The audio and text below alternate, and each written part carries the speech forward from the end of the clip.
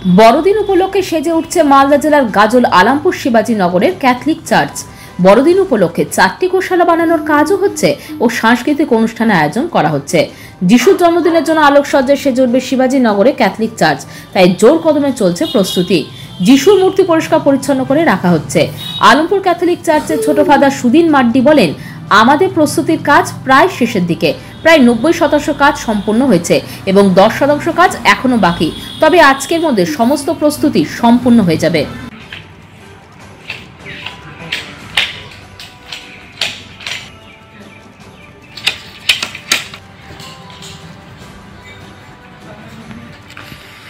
ঢুকলে কিন্তু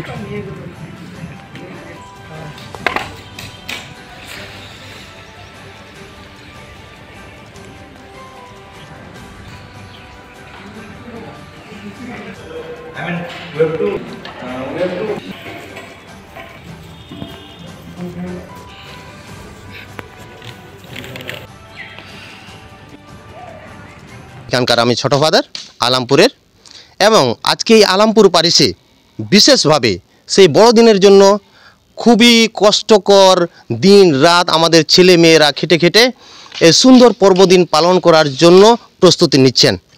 তার জন্য আমরা যদি দেখি এই প্রভু যীশু খ্রিস্টের জন্ম মহোৎসব যেটা আমরা পালন করতে চলেছি, সেটা 2023 বছর আগে, মানে 2023 বছর পর্ব এবার পালন করব। তার জন্য আমরা খুবই আনন্দিত, উল্লসিত, এবং আমাদের এই আলামপুর পারিসের সকল ছেলেমেয়েরা, বাবারা, মারা সকলে এসে সবাই তাদের হাত বাড়িয়ে আমাদের কাজগুলিকে সুন্দরভাবে এগিয়ে নিয়ে যাচ্ছেন।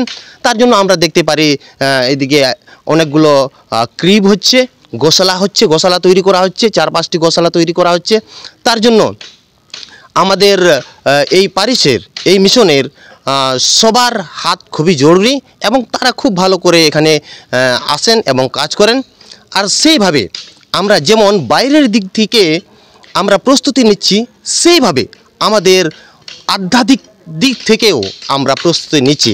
কারণ যিনি প্রভু যীশু খ্রিস্ট আমাদের এই পৃথিবীতে জন্ম নিয়েছিলেন, পুত্র ঈশ্বর যিনি জন্ম নিয়েছিলেন, কারণ ভগবান এই পৃথিবীকে এত ভালোবাসলেন যে তার একান্ত পুত্রকে এই জগতে পাঠালেন, যাতে এই পৃথিবীতে সকল মানুষ যেন ঈশ্বরের সঙ্গে আরেকবার জড়িত হয়ে যায়, তারা যেন সকলে নতুন জীবন পায়, তারা যেন সকলে আনন্দিত হয়ে ওঠে।